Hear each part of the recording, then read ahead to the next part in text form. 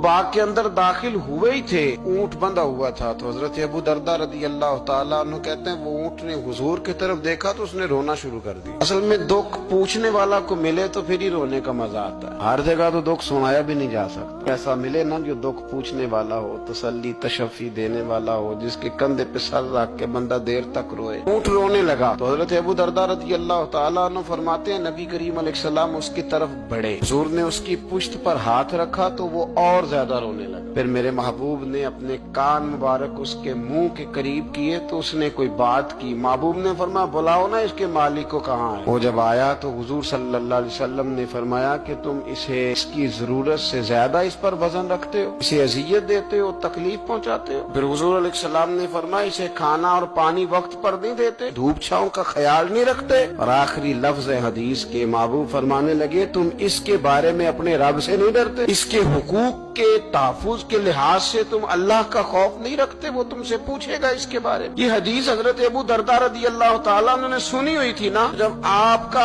अपना वक्त विसाल आया ना तो हजरत अबू दरदा ने भी ऊँट रखा हुआ था। जनाब अबू दरदा रदी अल्लाह ताला ने घर वालों से भी माफियां मांगी, रिश्तेदारों से भी, दोस्तों से भी। तो फिर ऊँट के सामने भी जाके खड़े हो, कहने लगे ऊँट देखना अल्लाह की बारगाह में मेरी शिकायत ना कर देना, उसके हुजूर कह ना देना कि या अल्लाह इसने मेरे हक नहीं अदा किए। फरमाया मैंने कोशिश की है तेरे हुकूक अदा करने की, और अगर कहीं कमजोरी रह गई तो मुझसे दरगुजर कर दो। ये अंदाज था उन लोगों, जिन बातों का हमें पता चल चुका है उस पर अमल की भी तो कोशिश होनी चाहिए। तो मेरे अजीजों जानवरों के हुकूक मेरे नबी करीम अलैहिस्सलातु वस्सलाम ने बयान फरमाए। सबसे पहली बात हुजूर ने ये बयान किया कि जानवर को गाली ना दो। एक शख्स ने एक मुर्ग को गाली दी थी तो नबी पाक अलैहिस्सलाम ने फरमाया इसे गाली ना दे, ये तो तुझे आजान के लिए बेदार करता है। पता ना कुछ नवाबजादों और शहजादों की नींद खराब करता है मुर्गा भी। तो खैर मुर्गों ने जाने पड़नी छोड़ दी।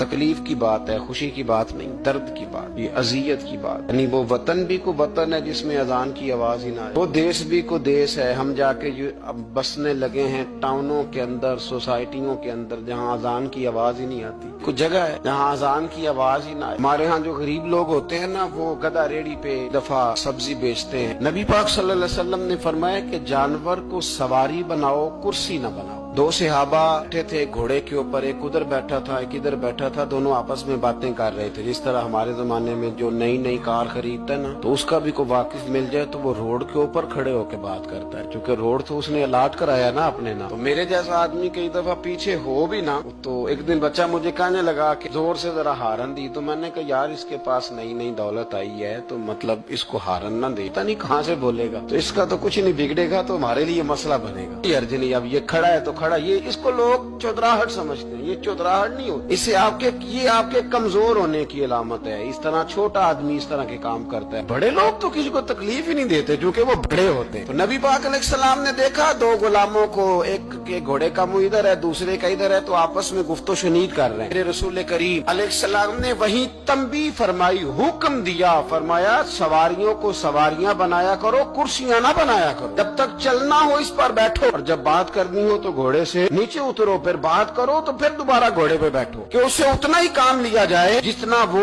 उसका बोझ बर्दाश्त